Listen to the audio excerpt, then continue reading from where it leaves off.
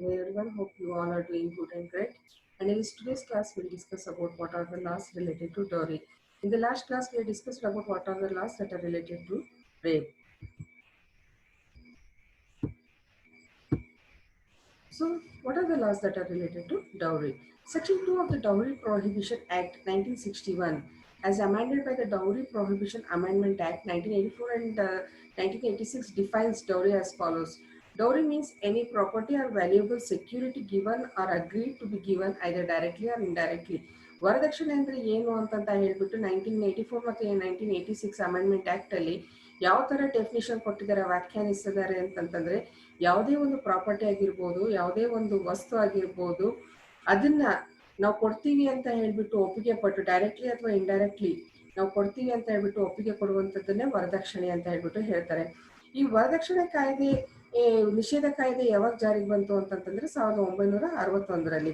ಇದು ಯಾಕೆ ಜಾರಿಗೆ ಬಂತು ಅಂತಂತಂದ್ರೆ, ನಮ್ಮ ಭಾರತದ ಸಂಪ್ರದಾಯದಲ್ಲಿ ವಿವಾಹ ಅನ್ನೋದು ಒಂದು ಅತಿ ಮುಖ್ಯವಾದ ಆಚರಣೆ ಆಗಿದೆ. ಸೊ ಇಂಥ ಒಂದು ಸಂದರ್ಭದಲ್ಲಿ ನಮ್ಮ ಹಿಂದೂ ಧರ್ಮದಲ್ಲಿ ತಲಾಂತರದಿಂದ ಬಂದಿರುವ ರೂಢಿ ಯಾವುದು ಅಂತಂದ್ರೆ, ಅಥವಾ ಹಕ್ಕಿನಂತ ಪಡೆಯುವುದು ಅಂತ ನಾವು ಹೇಳ್ಬೋದು. ಅಂದ್ರೆ ಈ ಪುರುಷರು ವರ ಕಡೆಯಿಂದ ಅಂದ್ರೆ ಮಹಿಳೆ ವಧುವಿನ ಕಡೆಯಿಂದ ಏನು ಇದು ಪೋಷಕರಿಂದ ಹಣ ಆಗಿರ್ಬೋದು, ಅಥವಾ ಆಸ್ತಿ ಆಗಿರ್ಬೋದು, ಅಥವಾ ವಸ್ತುಗಳಾಗಿರ್ಬೋದು, ಅಥವಾ ವೆಹಿಕಲ್ಸ್ ಆಗಿರ್ಬೋದು, ಕಾರ್ಸ್ ಆಗಿರ್ಬೋದು, ಅಥವಾ ಯಾವುದೋ ಒಂದು ಬೇಕಾಗಿರುವಂತ ಅಂದ್ರೆ ಮನೆಗೆ ಬೇಕಾಗಿರುವಂತ ಐಟಮ್ಸ್ ನ ಪಡೆಯೋದಾಗಿರ್ಬೋದು. ಸೊ ಇದು ಏನಾಗಿದೆ ಅಂತಂದ್ರೆ, ಇಂಥವೆಲ್ಲ ಕೇಳೋದ್ರಿಂದ ಸೊ ಹೆತ್ತ ಪೋಷಕರಿಗೆ ಏನಾಗಿದೆ, ಅದು ಒಂದು ರೀತಿಯಿಂದ ಸಂಕಷ್ಟಕ್ಕೆ ಸಿಲುಕಂತಾಗಿದೆ. ಇದನ್ನೆಲ್ಲ ನಿಷೇಧ ಮಾಡ್ಲಿಕ್ಕೆ ಏನ್ ಮಾಡಿದೆ ಅಂತಂತಂದ್ರೆ, ಇಂಥವೆಲ್ಲ ಪ್ರಯತ್ನಗಳನ್ನ ನಿಷೇಧ ಮಾಡ್ಲಿಕ್ಕೆ ಸೊ ಅಥವಾ ಇದನ್ನು ನಿಯಂತ್ರಿಸಲು ತಂದ ಕಾಯ್ದೆ ವರದಕ್ಷಿಣೆ ನಿಷೇಧ ಕಾಯ್ದೆ ಅಂತ ಹೇಳ್ಬಿಟ್ಟು ಹೇಳ್ಬೋದು. So here a person accepting directly or indirectly, it is called as a dowry. Either it is in cash or in kind or any property or any valuable security. So accepting from by one party to a marriage to the other party to a marriage. So it is considered as a dowry. Are the parents who agrees to give to the other party in a marriage, that is also considered as a dowry. And by any other person to the either party to the marriage or to any other person. So while getting marriage, they say that, okay, for my girl, I'll be paying too much, 2 lakhs of the cash and 5 kgs of gold or something like that. They will be making an agreement in order to get their child, a girl child marriage to a person. So when they agree, that is called as a dowry. Or before or any time after the marriage, in connection with the marriage of the side parties, ಅಥವಾ ಮದ್ವೆ ಆಗಿರ್ಬೋದು, ಮದ್ವೆ ಆದ ನಂತರ ಆಗಿರ್ಬೋದು, ಅಥವಾ ಮದ್ವೆಕಿನ ಮುಂಚೆ ಆಗಿರ್ಬೋದು, ಅಥವಾ ಮದ್ವೆ ಸಂದರ್ಭದಲ್ಲಿ ಆಗಿರ್ಬೋದು, ಒಪ್ಪಿಗೆ ಕೊಡ್ತಾರೆ. ನೀವು ನಮ್ಮ ಹೆಣ್ಮಗಳನ್ನ ಮದುವೆ ಮಾಡ್ಕೊಂಡ್ರೆ ನಾವು ಇಷ್ಟಿಷ್ಟು ಹಣವನ್ನು ಕೊಡ್ತೀವಿ, ಅಥವಾ ಇಷ್ಟು ಆಸ್ತಿ ಕೊಡ್ತೀವಿ, ಅಥವಾ ಮನೆ ಕೊಡ್ತೀವಿ ಅಂತ ಹೇಳ್ಬಿಟ್ಟು ಇವೆಲ್ಲ ಏನು ಒಪ್ಪಿಗೆ ಪಡ್ಕೊಂಡಿರ್ತಾರೆ, ಇಂಥವೆಲ್ಲದಕ್ಕೂ ಏನಂತಾರೆ ಅಂತಂದ್ರೆ ವರದಕ್ಷಿಣೆ ಅಂತ ಹೇಳ್ಬಿಟ್ಟು ಹೇಳ್ತಾರೆ. ಸೊ ವರದಕ್ಷಿಣೆ ಕೇಳೋದಾಯ್ತು, ವರದಕ್ಷಿಣೆ ತೆಗೆದುಕೊಳ್ಳೋದಾಯ್ತು, ವರದಕ್ಷಿಣೆ ಕೊಡೋದಾಯ್ತು, ವರದಕ್ಷಿಣೆ ಕೊಡೋದಾಯ್ತು, ಜಾಹೀರಾತು ನೀಡುವುದಾಯ್ತು, ಅದನ್ನೇನಂತಾರೆ, ಅದನ್ನ ಅಪರಾಧ ಅಂತ ಹೇಳ್ಬಿಟ್ಟು ಕರೀತಾರೆ. So Dowry Prohibition Act 1961 ನಲ್ಲಿ we'll look towards what are the things that are related to Dowry Prohibition Act 1961. The punishment for giving and taking dowry or abetting the give and take of dowry was earlier punishable by imprisonment up to 6 months or of a fine up to rupees 5,000. ಅಂದ್ರೆ ಮುಂಚೆ ಏನಿತ್ತು ಅಂತಂದ್ರೆ, ಇದು dowry ಕೊಡೋದಾಯ್ತು, ತಗೊಳೋದಾಯ್ತು, ಅಥವಾ ಕೊಡ್ತೀವಿ ತಗೊಳ್ತೀವಿ ಅಂತ ಹೇಳ್ಬಿಟ್ಟು ಮಾಡೋದಾಯ್ತು. ಸೊ ಅದು ಏನಾಯ್ತು ಅಂತಂದ್ರೆ, it is N imprisonment of 6 months, 6 ತಿಂಗಳ ಕಾರಾಗೃಹ ಸಜಾ ಮತ್ತು 5,000 ದಂಡ ಅಂತ ಹೇಳ್ಬಿಟ್ಟು ಅವಾಗ ಹೇಳಿದ್ರು. But demanding dowry directly R indirectly from the parents are guardians of A bride was also liable for similar punishment. ಅಥವಾ ಹೆಣ್ಣಿನ ಮನೆ ಕಡೆಯಿಂದ ಡೈರೆಕ್ಟ್ ಆಗಿ ಅಥವಾ ಇಂಡೈರೆಕ್ಟ್ ಆಗಿ ಹಣವನ್ನು ತೆಗೆದುಕೊಳ್ಳೋದು, ಅದು ಏನಾಗಿದೆ ಅಂತಂತಂದ್ರೆ ಅದನ್ನು ಒಂದು ಸಿಮಿಲರ್ ಪನಿಷ್ಮೆಂಟ್. ಅದೇ ಈ ಪನಿಷ್ಮೆಂಟ್ ಲೇಟರ್ ಆನ್ ಏನಾಯ್ತು ಅಂತಂದ್ರೆ, ಮುಂಚೆ ಏನಿತ್ತು 6 months ಇಂಪ್ರಿಸನ್ಮೆಂಟ್ ಮತ್ತು 5,000 ಅಂತ ಇತ್ತು. ಅದರ ನಂತರ ಏನಾಯ್ತು ಅಂತಂದ್ರೆ ಅಮೆಂಡ್ಮೆಂಟ್ ಆಗ್ಬಿಟ್ಟು, so they said that for this kind of taking the dowry the punishment should be 6 months and from minimum 6 months to the maximum 10 years of imprisonment ಅಂತ ಹೇಳ್ಬಿಟ್ಟು. ಮುಂಚೆ ಬರೀ ಪನಿಷಬಲ್ ಎಷ್ಟಿತ್ತು ಅಂತಂದ್ರೆ 6 ತಿಂಗಳು ಕಾರಾಗೃಹ ಸಜಾ ಅಂತ ಇತ್ತು, ಮತ್ತೆ 5,000 ದಂಡ ಅಂತ ಹೇಳ್ಬಿಟ್ಟಿತ್ತು. ಆಮೇಲೆ ಅಮೆಂಡ್ಮೆಂಟ್ ಆದ ನಂತರ ಏನ್ ಮಾಡಿದ್ರು ಅಂತಂದ್ರೆ, after the 1961 dowry prohibition act and every consecutive years ಅಥವಾ every 5 years we can say that one or the other amendments are taking place in this dowry prohibition act. So in the amendment they have made it that with a minimum 6 months 6 ತಿಂಗಳಿಂದ ಹಿಡಿದು 10 ವರ್ಷದ ತನಕ ಕಾರಾಗೃಹ ಸಜಾ ಕೊಡಬೇಕು ಅಂತ ಹೇಳ್ಬಿಟ್ಟು before it was 5,000 and it has been enhanced up to 10,000 or to an amount equivalent to the dowry given or taken or demanded whichever is more.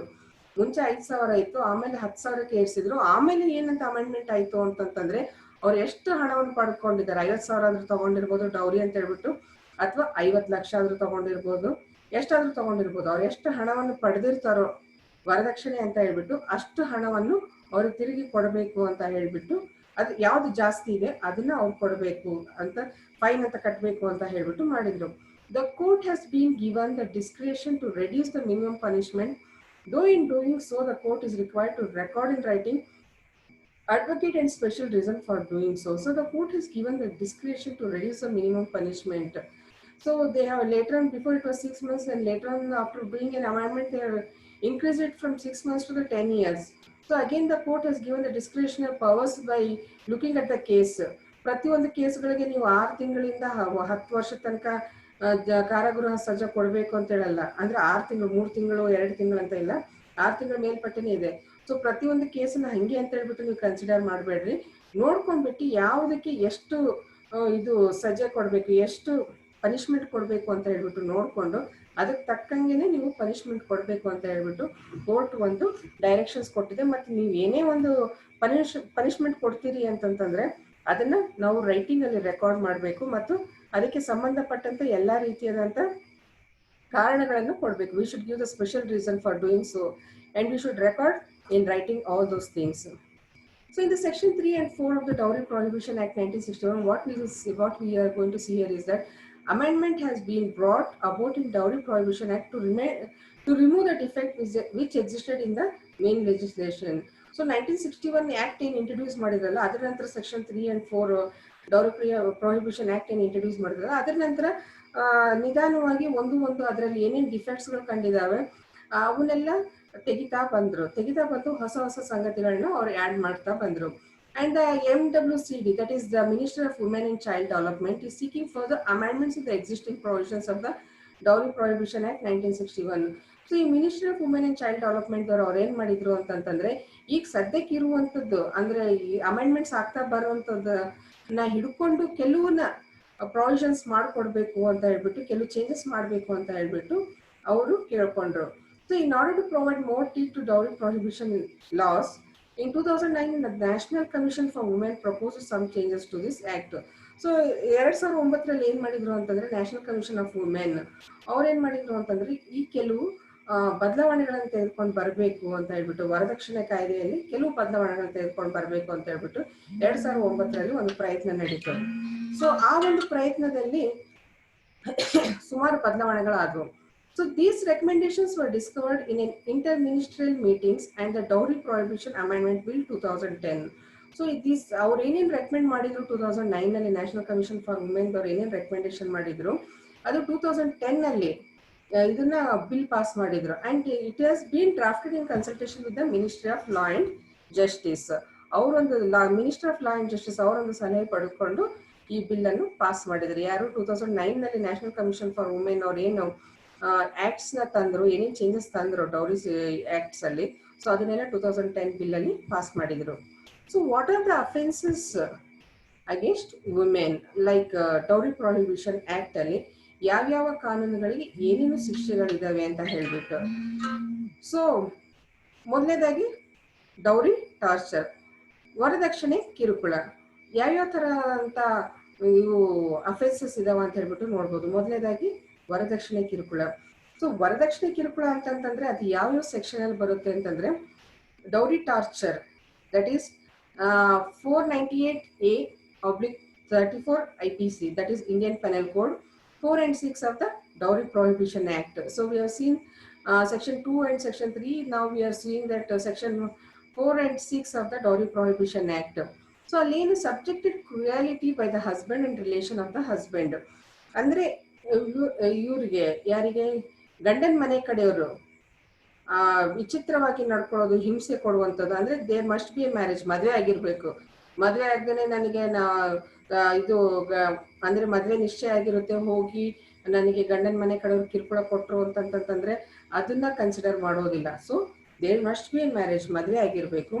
And torture within 7 years of marriage and demand of dowry before, during and after marriage. So minimum 7 years ಆಗಿರ್ಬೇಕು ಮದುವೆ ಆಗ್ಬಿಟ್ಟು. ಮದುವೆ ಆಗ್ಬಿಟ್ಟು 7 ವರ್ಷ ಆಗಿದ್ದಾಗ 7 ವರ್ಷದ ತನಕನು. So first 7 years of marriage ಯಾವಾಗಲೇ ಹೆಣ್ಮಕ್ಳು ಸತ್ರು ಅಂತಂತಂದ್ರೆ ಅದು ಬಿಕಾಸ್ ಆಫ್ ಡೌರಿ ಕೇಸ್ ಅಂತ ಹೇಳ್ಬಿಟ್ಟೇನೆ ತಗೊಳ್ತಾರೆ. So after 7 years of marriage if girl dies then not that much of effective will be there. So torture within 7 years of marriage and demand of dowry ಅಂದ್ರೆ ಯಾವುದೇ ಸಮಯದಲ್ಲಿ 7 ವರ್ಷದ ನಂತರ ಆಗಿರ್ಬೋದು ಅಥವಾ 7 ವರ್ಷಕ್ಕಿಂತ ಮುಂಚೆನೆ ಅಥವಾ ಇದು ಇದು ಏನು ವರದಕ್ಷಿಣೆ ಕೇಳಿರ್ಬೋದು ಅಥವಾ ಮದುವೆ ನಂತರ ಕೇಳಿರೋಂಥದ್ದಕ್ಕೆ ಎಲ್ಲದಕ್ಕೂ ಈ 498A ಸೆಕ್ಷನ್ 34 IPC ಸೆಕ್ಷನ್ ಪ್ರಕಾರ ಇದು it is an subject to the offence. ಅಂದ್ರೆ dowry torture with attempt to murder ಅಂದ್ರೆ ವರದಕ್ಷಿಣೆ ಕಿರುಕುಳ ಯಾವ ಮಟ್ಟಿಗೆ ಕೊಡ್ತಾರೆ ಅಂತಂತಂದ್ರೆ ಸಾಯಿಸೋ ಮಟ್ಟಿಗೆ ಕೊಡ್ತಾರೆ. ಸೊ ಈ ವರದಕ್ಷಿಣೆ ಕಿರುಕುಳಗಳು ಯಾವ್ಯಾವ ತರ ಇರುತ್ತೆ ಅಂತಂತಂದ್ರೆ ಸುಟ್ಟು ಗಾಯ ಅಥವಾ ಇತರ ಕಾರಣಗಳಿಂದ ಅಥವಾ ಅಸಹಜವಾಗಿ ಮರಣ ಹೊಂದಿದ್ರೆ, ಸೊ ಅವೆಲ್ಲ ಈಗ 498 section A/34/307 IPC and 4 Dowry Prohibition Act, the same act has been introduced for the dowry torture with attempt to murder. So the same thing, there must be a marriage and torture within 7 years of marriage. So that is the demand and demand of dowry before, during and after marriage.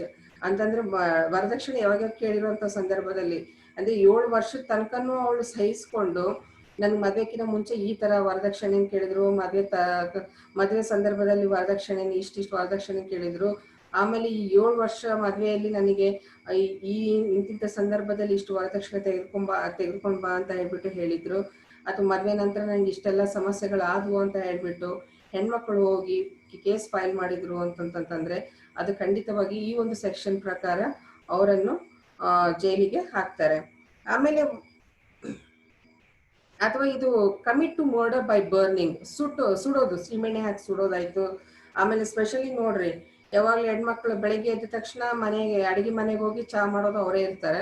So ಹಿಂಗಾಗ್ಬಿಟ್ಟು gas leakage ಇಂದ ಸತ್ರು. ಯಾಕೆ ಹೆಣ್ಮಕ್ಳಿಗೆ ಅಷ್ಟೇ ಆಗುತ್ತೆ gas leakage, ಗಂಡ್ಮಕ್ಳು gas leakage ಆಗೋದಿಲ್ಲ. ಸೀಮೆಣ್ಣೆ ಹಾಕಿ ಸುಟ್ರು, ಇವರು gas stove ಹಚ್ಲಿಕ್ಕೆ ಹೋದ್ರು ಅಥವಾ ಸೀಮೆಣ್ಣೆ ಸ್ಟವ್ ಬರ್ಸ್ಟ್ ಆಯ್ತು.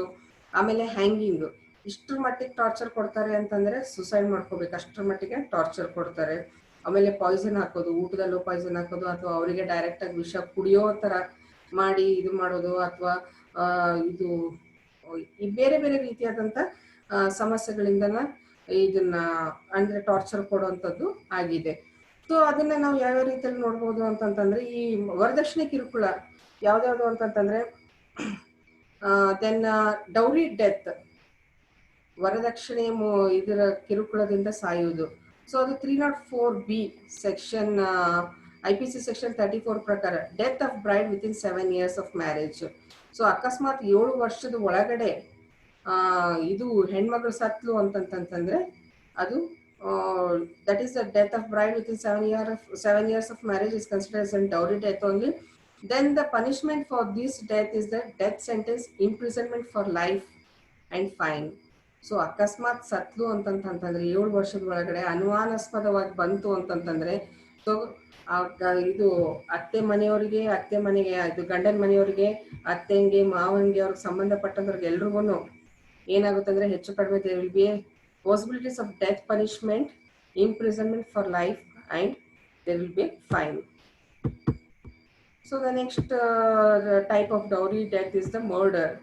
So ಅದು ಯಾವ ಸೆಕ್ಷನ್ ಅಲ್ಲಿ ಬರುತ್ತೆ ಅಂತಂದ್ರೆ 498A 304B oblique 302/34 IPC section. The same thing is followed here within the 7 years of marriage. So ಇಲ್ಲಿ ಏನೇನು ನಾವು ನೋಡ್ಬೋದು ಅಂತಂದ್ರೆ and the punishment is the death sentence, imprisonment for life and fine and abatement to commit suicide.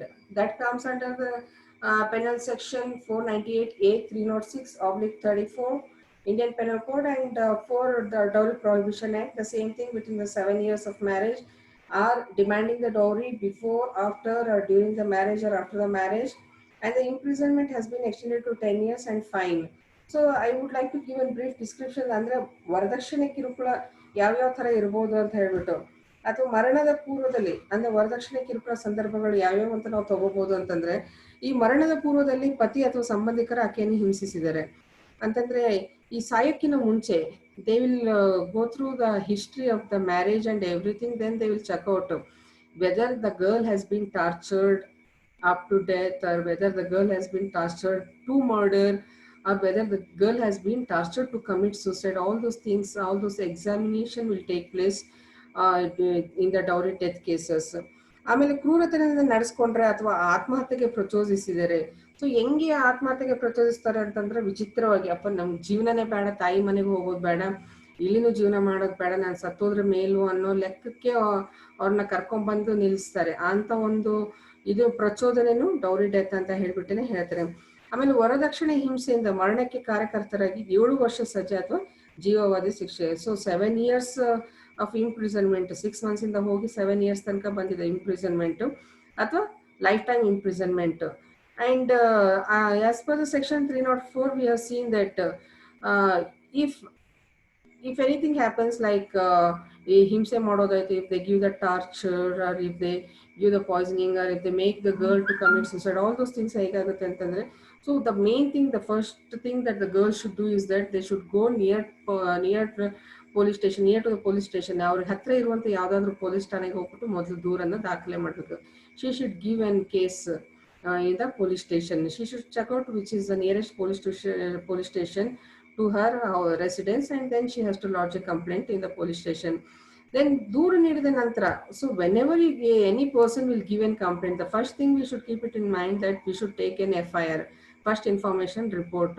ಅದು ಒಂದು copy ನಾವು ತೆಗೆದುಕೊಳ್ಳೇಬೇಕು. ಯಾರೇ ಆಗಲಿ ಪೊಲೀಸ್ ಸ್ಟೇಷನ್ಗೆ ಹೋದಾಗ ಯಾವುದೇ ಒಂದು ಕಂಪ್ಲೇಂಟ್ ಲಾಂಚ್ ಮಾಡಿದಾಗೆ, ಅಥವಾ ರೇಪ್ ಕೇಸ್ ಆಗಿರ್ಬೋದು, ಡೌರಿ ಕೇಸ್ ಆಗಿರ್ಬೋದು, ಯಾವುದೇ ಒಂದು ಸ್ಮಾಲ್ ಪಿಟಿ ಕೇಸಸ್ ಆಗಿರ್ಬೋದು, whenever we lodge a complaint, the first thing is that we should take an FIR copy also. Then one more thing, when they go through this what they call is ಮರಣೋತ್ತರ ಪರೀಕ್ಷೆಯನ್ನು ನಡೆಸಿದಾಗ ಮರಣದ ಕಾರಣವನ್ನು ಖಚಿತಪಡಿಸಿಕೊಳ್ಬೇಕು. So normally ಇದನ್ನ ಮಾಡ್ತಾರೆ, after the death whether the death is normal or not ಅನ್ನೋದನ್ನ post mortem report compulsory ತೆಗೆದುಕೊಳ್ಳೇಬೇಕು. ಯಾವಾಗಲೇ ಆಗಲಿ ಹುಡುಗನ ಮನೆಯಲ್ಲಿ ಸತ್ತಾಗ ಅಥವಾ ಗಂಡನ ಮನೆಯಲ್ಲಿ ಸತ್ತಾಗ ಕಂಪಲ್ಸರಿ ಅನುಮಾನಾಸ್ಪದವಾಗಿದೆ ಅಂತಂತ ಅನಿಸಿದ್ರೆ ಅದನ್ನ ಮರಣೋತ್ತರ ಪರೀಕ್ಷೆಗೆ ಕಳಿಸ್ಲೇಬೇಕು, ಪೋಸ್ಟ್ ಮಾರ್ಟಮ್ ಮಾಡಿಸ್ಲೇಬೇಕು. ಮಾಡಿಸಿದ ನಂತರ they should check out whether the girl's death is a natural death, or whether she is forced to take poison, or whether she is forced to commit suicide, or whether somebody has hanged her. All those things need to be known. So how a person can know all those things means through the postmortem report. Then ಕೆಲವೊಂದ್ಸತಿ ಏನಾಗಿರುತ್ತೆ ಅಂತಂತಂದ್ರೆ, there will be possibilities of taking an this one statement from a girl side. ಕೆಲವೊಂದ್ಸತಿ ಸಾಧ್ಯ ಆದಷ್ಟು ಮಟ್ಟಿಗೆ ಹೆಣ್ಮಕ್ಳ ಕಡೆಯಿಂದ ಹೇಳಿಕೆಗಳನ್ನ ಪಡೆದುಕೊಳ್ಬೇಕು. ಅಂದ್ರೆ ಸುಟ್ಟಿರ್ತಾರೆ, ಅಥವಾ ಸೀಮೆಣ್ಣೆ ಹಾಕಿ ಸುಟ್ಟಿದ್ದು, ಅಥವಾ ಗ್ಯಾಸ್ ಬರ್ಸ್ಟ್ ಆಗಿದೆನೋ ಅಂತ ಹೇಳ್ಬಿಟ್ಟು ಎಲ್ಲ ಇದನ್ನ ಮಾಡ್ಬಿಟ್ಟು ಹಾಸ್ಪಿಟ್ಲಿಗೆ ಸೇರಿಸ್ತಾರೆ. There are possibilities of taking the statement from the girl side. ಯಾವ್ಯಾವ ಇದರಿಂದ ಕಾರಣಗಳಿಂದ ತಾನೇ ಮಾಡ್ಕೊಂಡು, ಅಥವಾ ಯಾರಾದ್ರೂ ಸೀಮೆಣ್ಣೆ ಹಾಕಿ ಸುರಿದ್ರು, ಅಥವಾ ಸುಟ್ಟಿದ್ರು, ಅಥವಾ ತಾನೇ ಸುಟ್ಕೊಂಡು, ಅಥವಾ ಆ ಥರ ಮಾಡ್ಕೊಳ್ಳಿಕ್ಕೆ ಏನಾದರೂ ಇವರು ಫೋರ್ಸ್ ಮಾಡಿದ್ರು, ಅವನ್ನೆಲ್ಲ ಹೇಳಿಕೆಗಳನ್ನು ಸಾಯಕ್ಕಿನ ಮುಂಚೆ ತಗೋಬೇಕು. ಬಹಳ ಕಡಿಮೆ ಜನರು ಅವ್ರು ಹೇಳಿಕೆ ಕೊಡಬೇಕಾದ್ರೆ ಇದು ಏನು ಹೌದು ನನಗೆ ಅತ್ತೆ ಮಾವನ ಕಡೆಯಿಂದ ತೊಂದರೆ ಆಯಿತು, ಗಂಡನ ಕಡೆಯಿಂದ ತೊಂದರೆ ಆಯಿತು ಅಂತ ಕೊಡೋದು ತುಂಬಾನೇ ಕಡಿಮೆ. ಹೋಗ್ಲಿ ಬಿಡು, ನಾನು ಸಾಯ್ತಾ ಇದ್ದೀನಿ, ನನ್ನಿಂದ ಎಲ್ಲಾನು ಪ್ರಾಬ್ಲಮ್ ಸಾಲ್ವ್ ಆಯಿತು ಅಂತ ಹೇಳ್ಬಿಟ್ಟು ಬಿಡೋ ಹೆಣ್ಮಕ್ಳು ತುಂಬಾನೇ ಇದ್ದಾರೆ. ಸೊ ಧೈರ್ಯ ತಗೊಂಡು ಹೇಳುವಂಥವ್ರು ತುಂಬಾನೇ ಕಡಿಮೆ. ಆಮೇಲೆ ನಾರ್ಮಲಿ ಈ ವರದಕ್ಷಿಣೆ ಕಿರುಕುಳ ಯಾರ ಕಡೆಯಿಂದ ಆಗುತ್ತೆ, ಒಂದು ನಾವು ಮೈಂಡಲ್ಲಿ ಇಟ್ಕೋಬೇಕೇನು ಅಂತಂತಂದ್ರೆ, ಗಂಡನ ಕಡೆಯಿಂದ it will be either from the husband, or mother in law, father in law, sister in law, ಇವ್ರ ಕಡೆಯಿಂದನೇ ಆಗುತ್ತೆ. ಏನು ಅಂತಂತಂದ್ರೆ ಗಂಡನ ಕಡೆಯಿಂದ ಆಗುತ್ತೆ, ಗಂಡನ ಕಡೆಯಿಂದ ಆಗುತ್ತೆ, ಅತ್ತೆ ಮಾವನ ಕಡೆಯಿಂದ ಆಗುತ್ತೆ, ಅಥವಾ ಸುತ್ತಮುತ್ತ ರಿಲೇಟಿವ್ಸ್ ಕಡೆಯಿಂದ ಆದ್ರೂ ಆಗುತ್ತೆ, ಗಂಡನ ರಿಲೇಟಿವ್ಸ್ ಕಡೆಯಿಂದ ಆಗುತ್ತೆ. ಆಮೇಲೆ ಎಷ್ಟರ ಮಟ್ಟಿಗೆ ಹಿಂಸೆ ಕೊಡ್ತಾರೆ ಅಂತಂತಂದ್ರೆ, ಆತ್ಮಹತ್ಯೆ ಮಾಡ್ಕೊಳ್ಬೇಕು ಅನ್ಸೋ ಮಟ್ಟಿಗೆ ಹಿಂಸೆಯನ್ನು ಕೊಡ್ತಾರೆ.